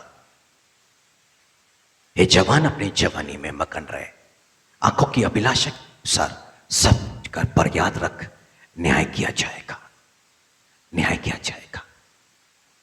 सत्य हम तक आना चाहता है। मूसा के समय सत्य नहीं था, क्योंकि मूसा के समय सिर्फ और सिर्फ व्यवस्था आई थी, ऐसा करना और ऐसा करना है। पर अनुग्रह और सत्य यीशु मसीह के द्वारा पहुंचा है। और बाइबल क्या कहती है? अब हमें सत्य को अपनाना पड़ेगा, हमें ट्रुथ। और जब जाकर के जब हम सत्य को अपनाना शुरू करेंगे तब परमेश्वर की एक खोज पूरी होती है। अब परमेश्वर ऐसे आराधकों को ढूंढ रहा है जो आत्मा और सच्चाई से आराधना करे। हालेलुया। एक सत्य आपके पास में आ गया है, उसके अनुसार आप जीवन को जी रहे हैं। अब परमेश्वर को ऐसे ही भक्त चाहिए, ऐसे ही आराधक चाहिए है कि जो सत्य से जान चुके हैं और सत्य ने उनको आजाद कर दिया है। ऐसे आराधक परमेश्वर को चाहिए है। इसको कहते हैं सच्चाई से आराधना करने वाले लोग। अब ऐसे लोगों का मन परमेश्वर की तरफ में लगेगा। हालेलुया। एक ऐसे आराधक को ढूंढ रहा है। परमेश्वर अपने लोगों को बचाना चाहता है, भटका देने वाली सामर्थ से बचाना चाहता है। पर कैसा चाह रहा है? एक सत्य तो जानिए, और धीरे धीरे वो सारे सत्य को जान जाएंगे। पर एक सत्य को जान जाएंगे, बस वहीं से उस पर दंड आने की जो समस्या आने वाली है, जो चेतावनी थी, वो समाप्त होती है। अब वो दंड से बच जाएगा। Hallelujah, hallelujah. कई लोग से सोचते हैं कि हमने 10वां अंश दे दिया तो बिजनेस में आशीष आएगी। नहीं आएगी। एक प्रतिज्ञा है वहां पर 58 और उसके 13 वर्ष, यसा नबी की किताब में क्या करना है? पवित्र दिन में लगातार प्रभु के भवन में आना है, और तब इजराइल के उपज के भाग में से वो आशीष देगा। इतवार के दिन में जो गोल मारता, सोचता कि बड़ी बड़ी आशीषों को पाले, वो पा तो लेगा, पर साथ में दुख बीमारी भी आएगी। जो आएगा वो निकल जाएगा, वो ठहरेगा नहीं। जो संडे के दिन चर्च नहीं आता है, कौन सा व्यक्ति शरीर में दुर्बल और कमजोर है जो कि वो महत्व नहीं देता है? कौन दुर्बल और कमजोर है जो प्रभु भोज को लेते समय अपने आप को जांचता नहीं है? इनके महत्व को, इस सच्चाइयों को जानना है। जो प्रभु भोज को ले रहा है वो सत्य को जान ले कि इस पर जीवन आधारित है। मतलब प्रभु भोज जो हम ले रहे हैं वो यीशु मसीह की वास्तविक देह और उसका रक्त है, और इसको जब ग्रहण करेंगे तब यीशु मसीह कहते हैं वो कभी नहीं मरेगा। ईमानदारी से, पवित्रता के साथ में जब वो प्रभु भोज की विधि में शामिल होते हैं, मनुष्य के अंदर में मौत का भय खत्म होता है और जीवन की आशा जागती चली जाती है। हालेलुया। पर यह सत्य को ग्रहण करना पड़ेगा कि टाइथ दे रहे हैं तो चर्च आने की आवश्यकता नहीं, यदि चर्च आ रहे हैं तो टाइथ देने की आवश्यकता नहीं है। ऐसा सोच गलत है। ऐसी सोच, हां, पहला दिन, जीवन की पहली उपज प्रभु को देना है, और सप्ताह का पहला दिन सोमवार नहीं है, सप्ताह का पहला दिन संडे है, 7वां दिन सैटरडे शनिवार है। पहला दिन प्रभु को देना है। उसे कहा गया है, पहले दिन को क्या कहा गया है? संडे को क्या कहते हैं? प्रभु का दिन। प्रभु का दिन। अब यह संडे, ठंड आ गई है, सारे स्वेटर निकालो, धूप में दिखाना है, एक दिन का समय है, सारे गद्दे निकालो, धूप में दिखाना है, एक ही दिन का तो समय। संडे नहीं जा रहे हैं, सब धूप सिकाई चल रही है। हां, आप पर कड़ी धूप आएगी। एक कड़ी धूप जानते हैं क्या होता है? उपाई, चट्टान में जो बीज था वो गया, सूख गया, जड़ गहरी नहीं थी। कड़ी धूप परीक्षा है। वो दिन प्रभु का दिन है। वो प्रभु के दिन को हम अपना दिन नहीं कह सकते। प्रभु के दिन प्रभु के पास में हमें होना है, और तब जाके आशीष के पात्र बनते हैं। ये सत्य है, ये सत्य है। Hallelujah, hallelujah. वो यीशु मसीह क्या चाहता है कि हम सत्य की खोज में जाएं, और सत्य की खोज कब पूरी होती है? पिलातुस को नहीं समझ में आया कि सत्य क्या है।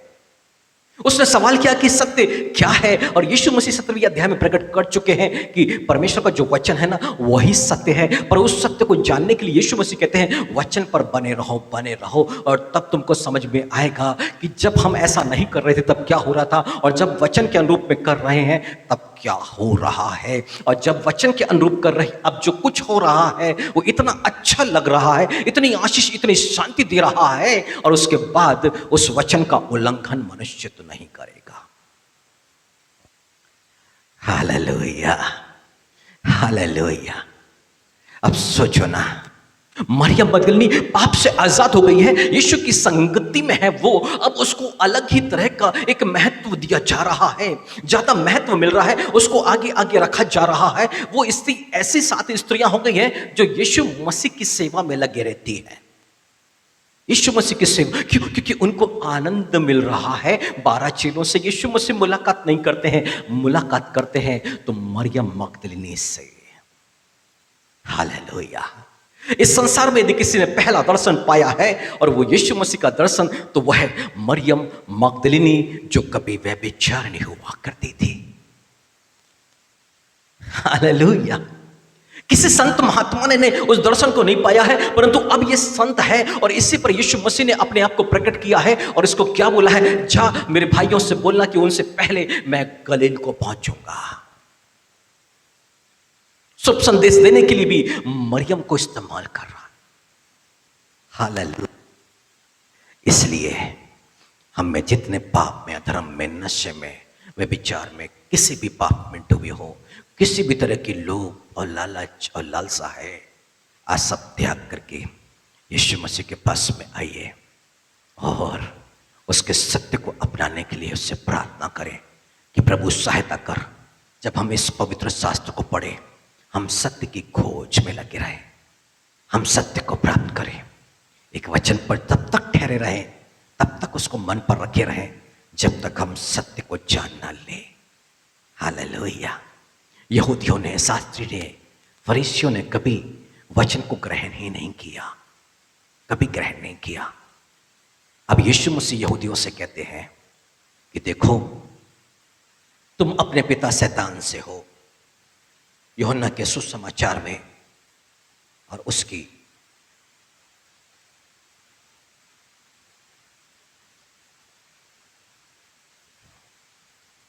8वीं अध्याय 44वीं आयत में या 43 से लेते हैं। तुम मेरी बात क्यों नहीं समझते? इसलिए कि तुम मेरा वचन सुन नहीं सकते। तुम अपने पिता शैतान से हो और अपने पिता की लालसाओं को पूरा करना चाहते हो। वह तो आरंभ से हत्यारा है और सत्य पर स्थिर ना रहा। शैतान आरंभ से हत्यारा है, सत्य पर स्थिर ना रहा। और आगे लिखा है, क्योंकि सत्य उसमें है ही नहीं। शैतान में सत्य है ही नहीं। यानी कि वो प्रभु क्या चाहता है कि जो उसके लोग हैं उनमें सत्य होना चाहिए, उनमें सत्य होना चाहिए। आगे यीशु मसीह ने कहा,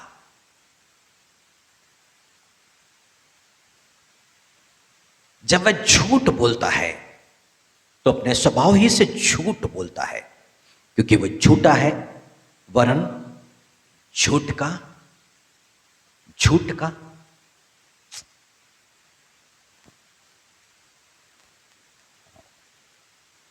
किसी मनुष्य ने कुछ गलत व्यवहार कर दिया, अब मैं उससे बातचीत नहीं करता था, परंतु मन के अंदर में था कि बिना मेल मिलाप के हम परमेश्वर को नहीं देखेंगे। जीवन पर तो घटनाएं होती रहती है, पर मैं लगातार प्रार्थना कर रहा था, प्रभु मैं तो नहीं जा सकता, मुझसे तो हिम्मत नहीं है, अभी मेल मिलाप कराना है तो तू ही करा दे मेरा। और क्योंकि मेरे अंदर में सत्य है, और बाइबल ऐसा कहती है कि जो अपने भाइयों से प्रेम नहीं रखता वो झूठा है, जो परमेश्वर की आज्ञा को नहीं मानता वो झूठा है। तो इस झूठ से मेरे को आजाद होना है कि मैं यीशु को जानता हूं, ये झूठ ना ठहरे, मैं जानता हूं क्यों मसीह मुझसे और आपसे अपने भाइयों से प्रेम रखते हैं, मेरे अंदर में सत्य है। तो मैं क्या कर रहा हूं? प्रार्थना कि प्रभु मैं मन से क्षमा करना चाहता हूं, मैं मन से इस बैर को समाप्त करना चाहता हूं, मुझसे नहीं हो पाता है, जब भी ये नाम आता है मुझे क्रोध आता है, मुझे घृणा आती है, मैं देखना पसंद नहीं करता हूं। तो अनुग्रह कर। ये रोज की मेरी प्रार्थना में था। और आज से 3-4 दिन पहले की बात है, 3 दिन पहले की बात है, उस परिवार में किसी की डेथ हुई और वो दूसरे परिवार ने मुझे फोन किया, ग्रेवयार्ड पहुंचा, परंतु मैं लेट पहुंचा। और क्यों लेट पहुंचा? उनका सामना करना पड़ेगा। प्रार्थना कर रहा हूं मेल मिलाप के लिए, पर फिर भी सामना नहीं करना चाहता हूं। पर जिससे प्रार्थना कर चुका, उस प्रभु ने अपने आश्चर्य कर्म को पूरा किया। मैं खड़ा हुआ था, वो व्यक्ति आता है और मुझसे बोलता है प्रेज द लॉर्ड, मुझसे हाथ मिलाता है और मैं उनके परिवार के साथ फिर खड़ा होता हूं। हालेलुया। बाइबल कहती है शैतान झूठा है, आरंभ से झूठा है, और जो झूठे लोग हैं अपने पिता की लालसा को, यानी कि शैतान जो चाहता है और बुराई और क्रोध और निंदा करो, यानी कि इससे निकल करके क्या करना? अपने पिता के स्वभाव को अपनाना। हमारा पिता प्रभु यीशु मसीह में हमसे मेल कर चुका, अब वो क्या चाहता है कि हम प्रभु यीशु मसीह में उसकी संतानों से मेल करें। हालेलुया।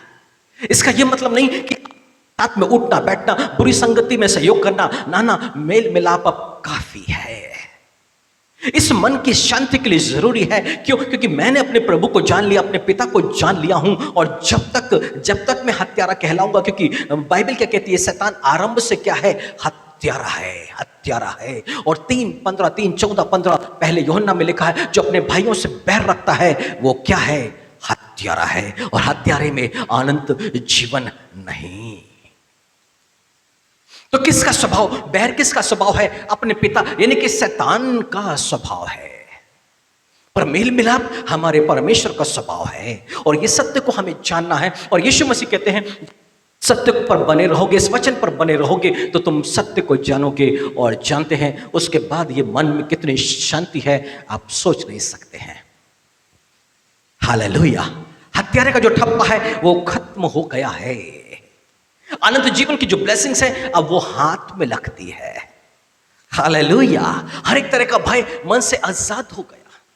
बाइबल में लिखा हुआ जब तुम प्रार्थना में हो तो तुम कब क्या करो, अपने बैरियों यदि तुम्हारे मन के अंदर में कुछ है तो सबसे पहले उसको क्षमा करो। इसका मतलब क्या हुआ कि अब प्रार्थना में कोई भी रुकावट समाप्त हो गई। सत्य ने प्रार्थना की रुकावट को दूर कर दिया। सत्य ने परमेश्वर से मेल मिलाप करा दिया। सत्य ने मन में शांति को ला दिया है। हालेलुया। अब यीशु मसीह कहते हैं अब तुम सत्य से कभी भटकोगे नहीं क्योंकि तुम में सत्य मौजूद है। हालेलुया। हालेलुया। वो प्रभु क्या चाहता है, वचन पर बने रहो तो सत्य को जानोगे और हम सत्य जानना है। आइए अपनी आंखों को बंद करें, हम आराधना में जाएं। उसके पहले प्रभु भोज की आराधना, और जिन्होंने डूब का बपतिस्मा लिया है वो अपने स्थान हो जाएंगे।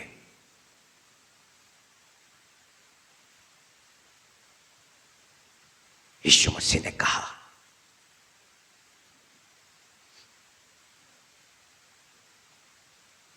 मैं अपने आप को पवित्र करता हूं ताकि वे भी सत्य के द्वारा पवित्र किए जाएं। और आज हमने सत्य को जान लिया, पहचान लिया कि सत्य हमें पाप से आजादी नहीं करता है। तमाम आशीष जो परमेश्वर की ओर से है हमारे जीवन पर लेकर के भी आता है।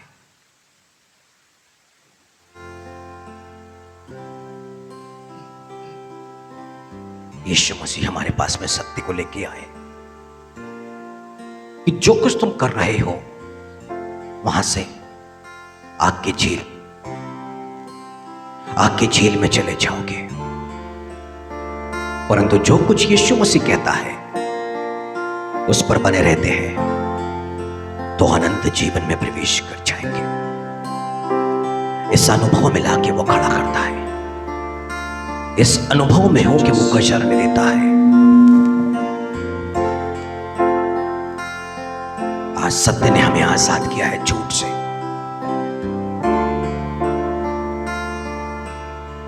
गलातियों के नाम पत्र में लिखा है प्रभु यीशु मसीह ने हमें स्वतंत्र रहने के लिए स्वतंत्र किया है, इसलिए फिर से दासत्व के जुए में ना छूटो। आज वचन ने हमें स्वतंत्र कर दिया। अब प्रभु चाहते हैं कि हम सत्य की खोज में लगे रहें, सत्य पर बने रहें। तो आइए उस प्रभु यीशु मसीह को हम सभी ग्रहण करें, उस दाखरस और रोटी के रूप स्मरण करें। यही झूठ था जिसके कारण यीशु मसीह क्रूस पे चढ़ाए गए।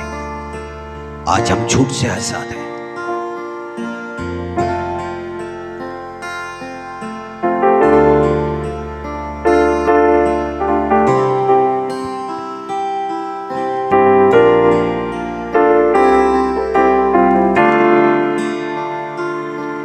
जो क्रूस से लहू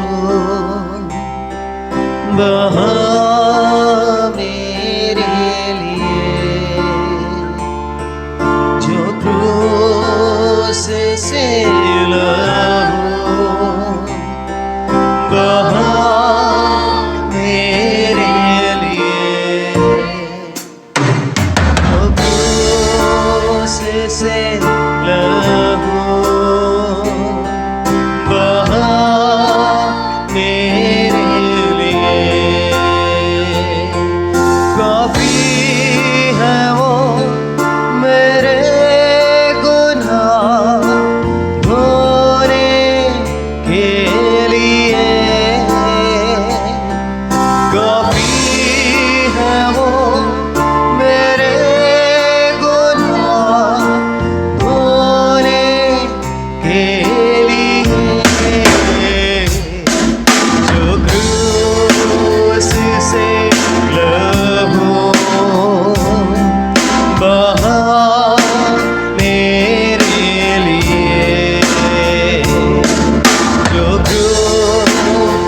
से लहू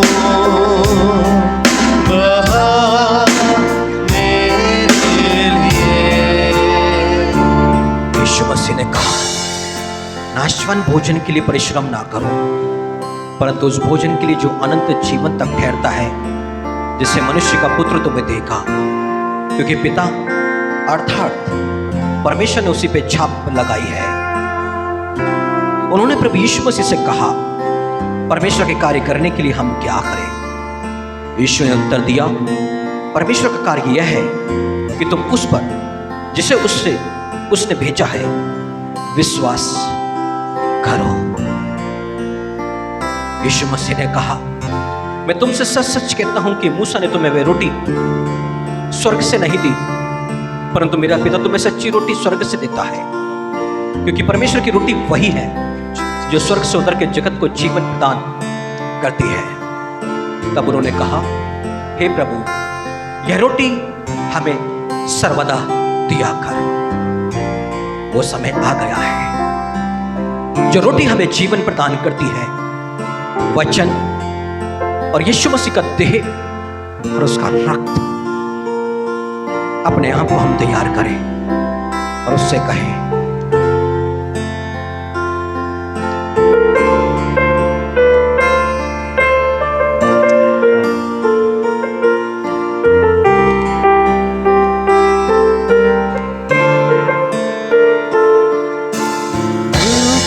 को मेरा वो उठा लिया, अपराधों के कारण वो घायल हुआ।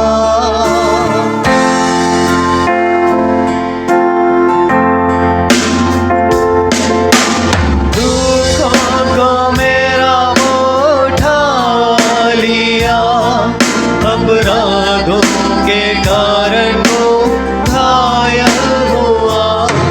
मेरी शांति के लिए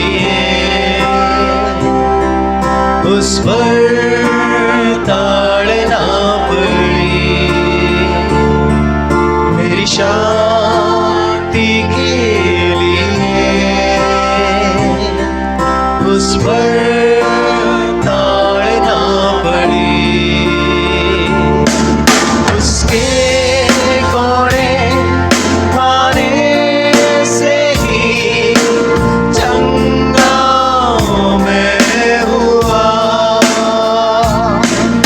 उसके कोड़े खाने से ही चंगा मैं हुआ।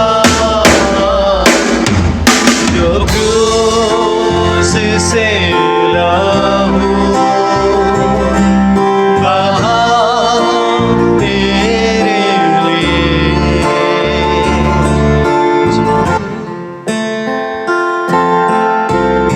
यीशु मसीह ने कहा, जीवन की रोटी मैं हूं, जो मेरे पास आता है वह कभी भूखा ना होगा, और जो मुझ पर विश्वास करता है वह कभी प्यासा ना होगा। धन्यवाद करते हैं मेरे स्वर्गीय पिता परमेश्वर, आज की सुबह हमें इस प्रभु भोज की आराधना में आने का एक अवसर मिला है प्रभु जी, और निश्चय ही आपके पवित्र वचन ने हमें पवित्र किया है। वो सच्चाई, वो ट्रुथ जो यीशु मसीह के द्वारा इस संसार में पहुंची, वो आज आपके पवित्र आत्मा ने हम पर प्रकट किया। पिता, आपका यह सत्य हमारे मनों पर बना रहे, यही हमारी आपसे प्रार्थना है पिता। और जिन बातों से आपने हमें आजाद कर दिया उसके लिए हम धन्यवाद करते हैं। और पिता, विनती करते हैं कि जब इस रोटी और दाखरस के को हम ग्रहण करने पर हैं प्रभु जी, अपने पवित्र सामर्थी हाथ को बढ़ा दीजिए ना प्रभु जी, और इसे पवित्र आत्मा के स्पर्श के द्वारा यीशु मसीह की वास्तविक देह और रक्त में बदल दीजिए पिता। जिस रात यीशु मसीह पकड़वाए गए, उन्होंने रोटी ली और धन्यवाद दिया और कहा, यह मेरी देह है जो तुम्हारे लिए तोड़ी जाती है, मेरे स्मरण के लिए है किया करो। इसी रीति से उन्होंने दाखरस के कटोरे को लिया और परमेश्वर की तरफ उठा के कहा, यह मेरे लहू में वह नहीं बच्चा है जो तुम्हारे पापों के निमित्त बहाया जाता है, इसे मेरे स्मरण के लिए किया करो। प्रभु यीशु मसीह, हम स्मरण करते हैं कि हमारे पापों के कारण आपकी देह को कोड़ों से छलनी किया गया, और यह भी स्मरण करते हैं कि हमारे हाथों में जो ये रक्त है यह हमारे पापों की क्षमा के निमित्त बहाया गया है। और इन्हीं बातों को स्मरण करके इसे हम लेने पर है। सहायता करे पिता, यह हमारे दंड का कारण ना बने, परंतु आपकी दया से हमारे तन, मन और आत्मा सुरक्षित रहे। आइए हम मिलकर वही प्रार्थना करें जो प्रभु यीशु मसीह ने हमें सिखाई। हे हमारे पिता, आप जो स्वर्ग में हैं, आपका नाम पवित्र माना जाए, आपका राज्य आए, आपकी इच्छा जैसे स्वर्ग में पूरी होती है वैसा इस पृथ्वी पर भी पूरी हो। हमारे दिन भर की रोटी आज, और जैसे हमने अपने अपराधियों को क्षमा किया वैसे आप हमारे अपराधों को क्षमा। हमें परीक्षा में परंतु बुराई से बचा, क्योंकि राज्य, पराक्रम और महिमा सदा आपकी है। आमीन। हम धन्यवाद के साथ ग्रहण।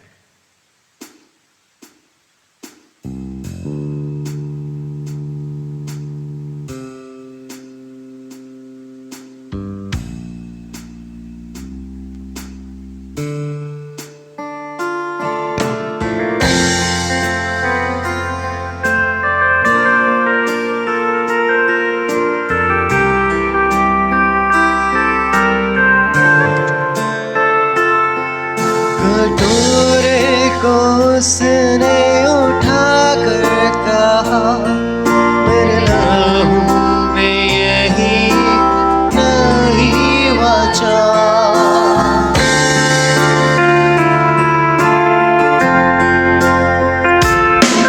कटोरे को उसने उठा कर कहा, मेरे लहू में यही नहीं बचा। जो बहाया जहाँ मेरे गुनाह के लिए, जो बहाया जहाँ मेरे गुनाह के लिए, उस पर से जो कभी ना मरेगा, उस पर से जो भी पीगा कभी ना मरेगा। जो क्रूस से लहू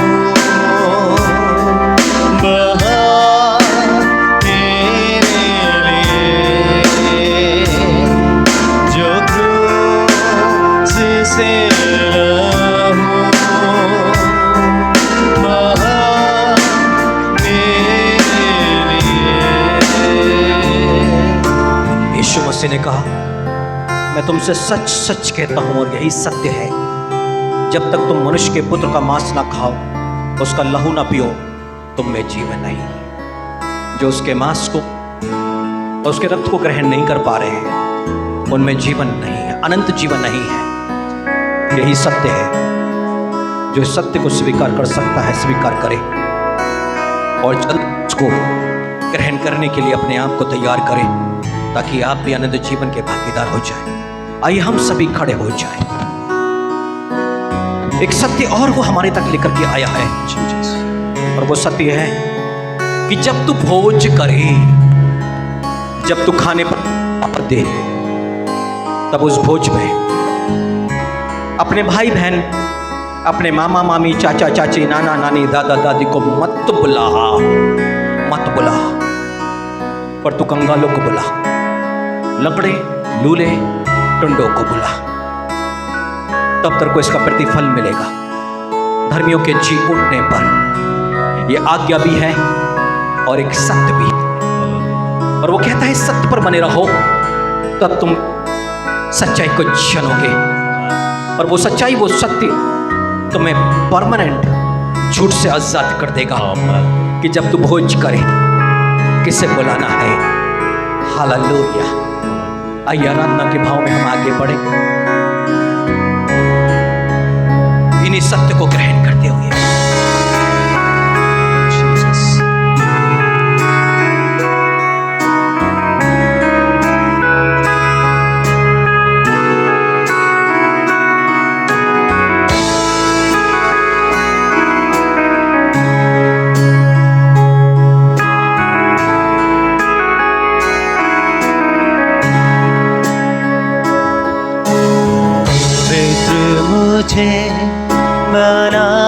दे प्रभु, शुद्ध मुझे कर दे प्रभु, पवित्र मुझे बना दे प्रभु, शुद्ध मुझे कर दे प्रभु, ताकि तेरे जैसा दिखूं, ताकि तेरे जैसा दिखूं।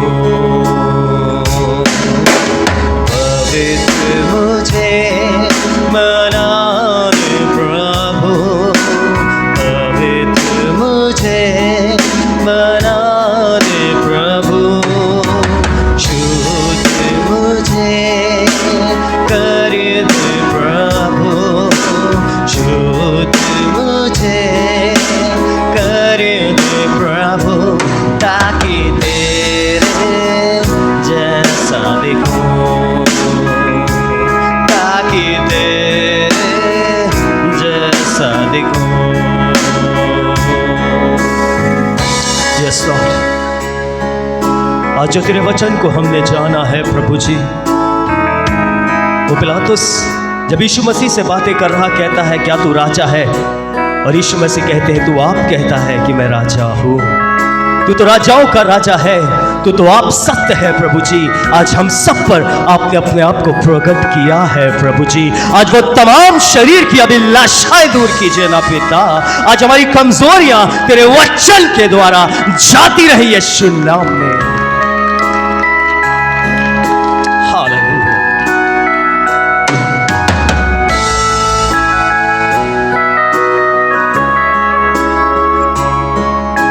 जीसस,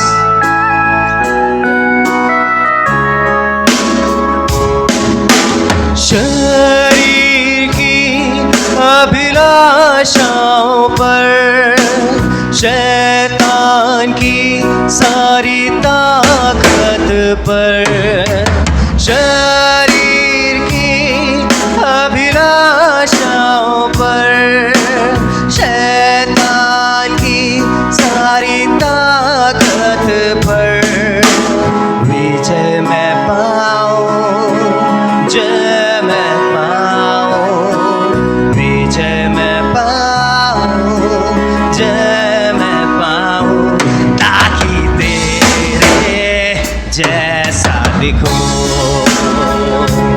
ताकि तेरे जैसा दिखूं। बोले पवित्र मुझे बना दे प्रभु, शुद्ध मुझे कर दे प्रभु, पवित्र मुझे बना दे यीशु, शुद्ध मुझे कर दे यीशु, ताकि तेरे जैसा दिखूं, ताकि तेरे जैसा दिखूं। तेरा वचन मेरे दिल में रखूं, प्यार मैं तुझसे ही करूं, तेरा वचन मेरे दिल में रखूं, प्यार मैं तुझसे ही करूं, प्रार्थना में बल मैं पाऊं, प्रार्थना में बल मैं पाऊं, ताकि तेरे जैसा दिखूं, ताकि तेरे जैसा दिखूं। हाँ मेरे पवित्र पिता, आज तेरे वचन ने हमें काटा है, हमें छाटा है और अपने आप को हम पर प्रकट किया है प्रभु। और तेरा वचन जो जीवित है कहता है तुम सत्य को जानोगे और सत्य के द्वारा आजाद हो जाओगे। आज जब तेरा वचन हमारे जीवन में बोया गया है प्रभु, ओ राजाओं के राजा पिता, ये पवित्र आत्मा की सुरक्षा में बना रहे प्रभु। हम प्रार्थना करते हैं पिता, ये वचन शैतान चुराने ना पाए, क्योंकि वो जानता है ये वचन हमारे मन में बना रह गया। ओ प्रभु जी, हम विश्वास कर लेंगे और उद्धार को पा जाएंगे। राजा, आज ये सत्य तेरा हमारे जीवन से अलग ना हो।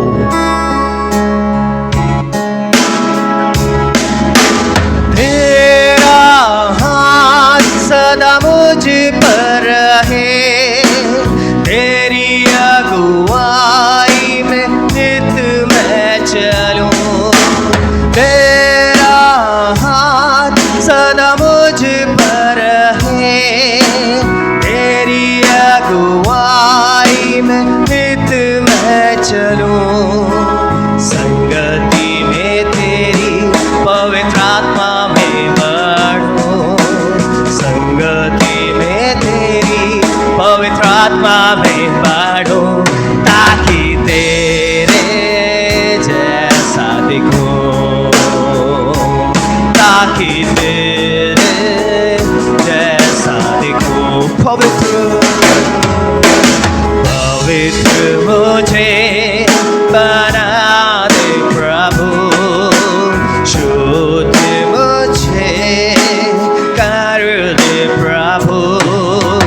पवित्र मुझे बना दे प्रभु, शुद्ध मुझे कर दे प्रभु, ताकि तेरे जैसा दिखूं,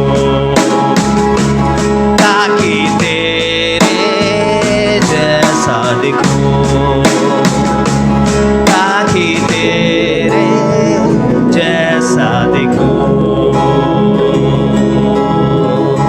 परमेश्वर का सत्य यीशु मसीह लेके आया और यीशु मसीह ने निकोदेमुस के सम्मुख में सत्य को प्रकट किया। निकोदेमुस को लगा कि वो धर्मगुरु है, बाइबल को जानता है। यीशु मसीह ने कहा तू बाइबल को जानता होगा पर परमेश्वर के राज्य में तुझे प्रवेश नहीं मिलेगा। और यीशु मसीह ने एक सत्य प्रकट किया कि तू बाइबल को कितना भी जान ले, उससे कुछ फर्क नहीं पड़ता। पर क्या तूने आत्मा और जल से नया जन्म लिया है? जिन धर्मगुरुओं ने आत्मा और जल से जन्म नहीं लिया, ना तो वो परमेश्वर के राज्य में प्रवेश कर सकते हैं और ना दूसरों को प्रवेश करा सकते हैं। वो धोखा है, धोखा है। और यीशु मसीह ने सत्य प्रकट किया निकोदेमुस के सम्मुख में नहीं, सिर्फ हर एक धर्मगुरु के सामने जो इस संसार पर है, कि तुम्हें नया जन्म लेना अवश्य है। यीशु मसीह के सत्य को जान गया जग गई। वो पहले झूठ के सहारे जी रहा था, रुपया और पैसा ही जीवन है। वो बहुत कमाता गया, दूसरों को लूटता गया, जिससे लिया उसको वापस ना किया।